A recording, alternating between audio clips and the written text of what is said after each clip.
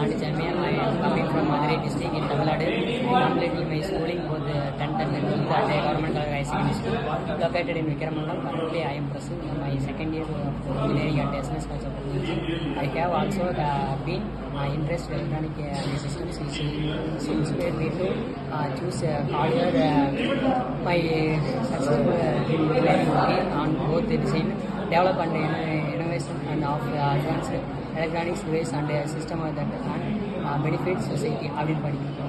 My father, Mr. Manjagli, and my mother, Mrs. Kamachi, are the backbone of my journey. The support and encourage they give me the strength to choose the dreams with confidence. I am an only child, so I shared close and special bond with my parents. Along with my career goals, I also have personal dream of owning a Lamborghini USR, a car that motivated me to work harder energy day. In the future, I hope to select in Bangalore, actually filled with the opportunity I have can successfully.